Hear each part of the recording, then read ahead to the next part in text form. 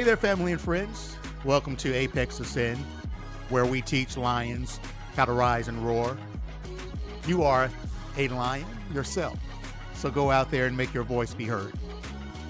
I'm your host, Rodney LaBruce, and today we're going to be talking about theft. Not just any theft, not the kind of theft you might see in a smash and grab or a corner store robbery. This is about a long, coordinated, brutal kind of theft. The kind of theft that robs generations of wealth, robs generations of power, and even legacy. The story we tell you today is a story about land, and not only any land, but Black owned land. And what happened when Black people tried to build a life in this country that has the so called American dream.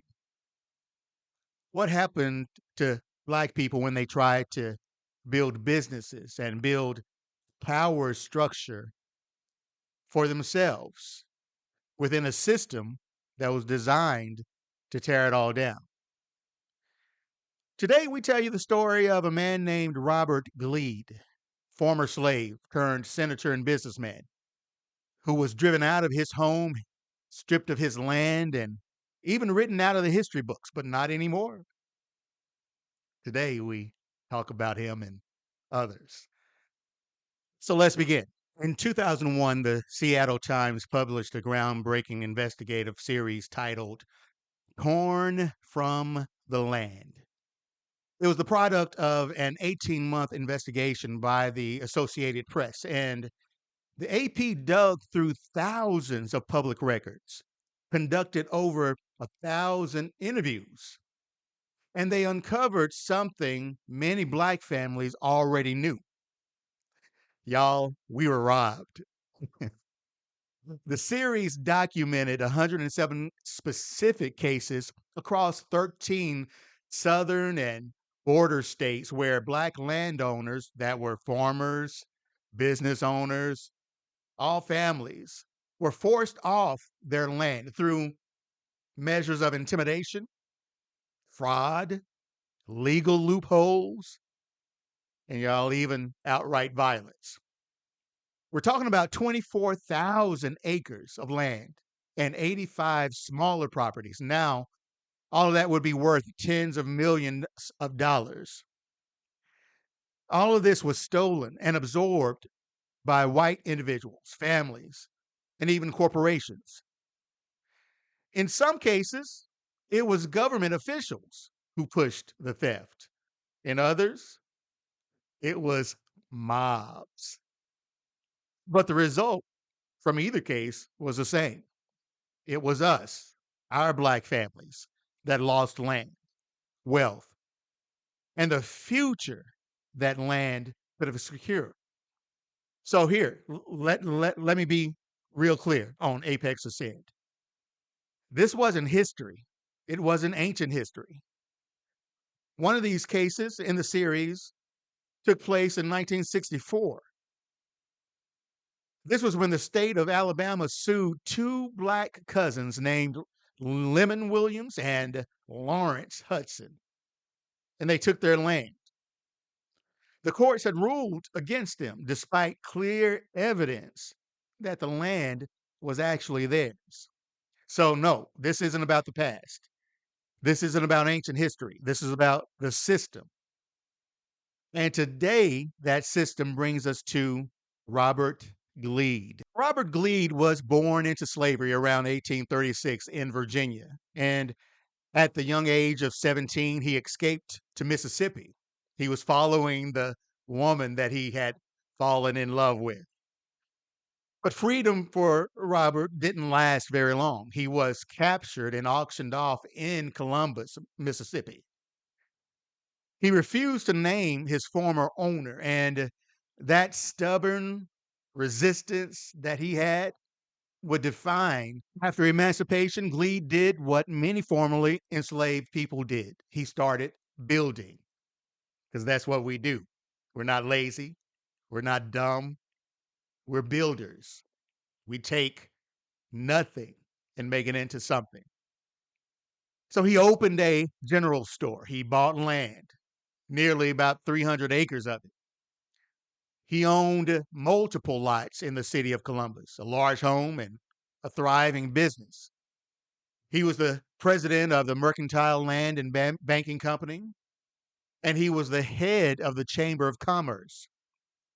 But Gleed wasn't just about business, he was about justice.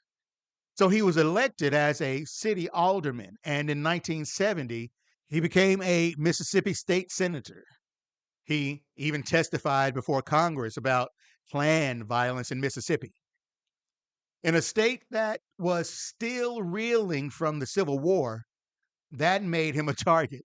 So by 1875, he ran for sheriff of Lowndes County. And that's when the backlash came. On the night before the election, a white mob attacked a parade of Gleed's supporters. They killed or unalived four black men. One was gunned down right in front of Gleed's store. They came for Gleed too. They didn't leave him alone. They came for him too, but he escaped, hiding in a well with the help of a white friend. But they didn't stop there. They broke into his home, tore apart his furniture, even shredded his wife's clothes. This was domestic terrorism. This was the message they were giving to him, to either leave or die. So Gleed fled. He left behind his home, his store, his land, his everything that he had worked so hard to build up for his family. And what happened to all of that property? White townspeople claim he owned them money, is what happened. One man liquidated his store and took $941 from the proceeds. Another bought 215 acres of Gleed's farm for a claimed $125 debt. That same man picked up his home at an auction for just $11. So let me say that again. A man who had built wealth, earned land, served in the state senate, was driven out, and his property was sold off for pennies to his oppressors. So when they tell us to pull ourselves up by our bootstraps, they're only saying that we should do that so that they can steal the boots right off of our feet. So what happened to Robert Gleed didn't stop with him. He's just one of hundreds, maybe even thousands, of black landowners who face the same kind of fate, not only in the South, but across the country. And it wasn't always a mob. Sometimes it was the courts. Sometimes it was a government official. Sometimes it was a white neighbor who used legal trickery to steal land from someone who couldn't afford to fight back. These stories just aren't history. They're reasons why today Black Americans lost 90% of the land we once held, why the racial wealth gap persists, reasons why economic justice must include land justice, and why reparations isn't some abstract theory, but it's restitution for what's been stolen. Now, you might be wondering, what do we do with this history? First of all, we start telling the truth. We bring names like Robert Gleed back into the light. We don't let their stories disappear. Second, we fight. We organize. We just don't get behind pulpits and lecterns and podcasts and talk. We organize. We build coalitions like the Unified Advocacy and Leadership Coalition, where we push for reparations, guaranteed income, and accountability from systems like the SBA, which was designed to help but has repeatedly failed our communities. Third, we lead. We don't just wait for change, we become the change. Robert Gleed wasn't just a victim, he was a builder, a leader, a visionary. So let's honor that legacy, not just with words, but with action. So, to sum it all up, we tell the truth, we fight, we lead, and that's how we change. So, before we go, I cannot leave without doing at least one segment on This Week in Trump Land. And I guess we'll call this segment When Promises Meets Reality. So, let's talk a little bit about political promises before we go and what happens when reality finally catches up. So recently, something caught my attention. There's a guy by the name of Rich Lowry, who's a longtime conservative columnist. And let's be honest, he's no friend at all of Joe Biden. And he's right now sounding the alarm about Trump's economic plans. You know what Trump is trying to do with all the tariffs. He claims that he's going to use the tariffs to save Americans money by cutting taxes. When we know all too well that that's not how any of that stuff works. If you at least listened to the episode last week, you would. This is, and Rich Lowry is the same guy who for years blamed Biden for every market hiccup and called his leadership an absolute disaster. But right now, he's warning that Trump is about to destroy not only the American, but the global economy. And he's going to take America from the apex into a downward spiral. So let's just put a pause in that for a moment. If we are supposedly at the apex right now, I wonder who it was that got us there. That would be Biden. If you look at a graph over the last 50, 60, 100 years, and you would see what the economy does every time parties switch presidents, you would see that after every Republican president or during the presidency of every Republican president, the economy fails. And then that's when we bring in Democrats. Democrats fix everything and the economy starts to boom again. And for whatever reason, bam, we got to get another Republican in office. And we start that vicious cycle over and over. It's like the children of Israel, how they used to get into trouble and every so often need to be bailed out by God for something that they did. So that's coming from one of Trump's own defenders. So recently I was asked, Rodney, what would you say to folks who voted for Trump? And here's a little bit of my answer. It's simple because I respect the people who want change. I do. I believe in promises uh, that people make, and I believe that they believe in promises that their leaders had made. But leadership is all about results. It's not about rhetoric. And right now, when you look at the facts are very clear. First, let's look at immigration. Trump ran on being tough, restoring order, and protecting America. But in his current term, he's actually deported fewer undocumented immigrants than Biden did in his last year. Not only that, but 90% of the people he deported to El Salvador, you know, you've been in the news recently, 90% of those have no criminal record at all.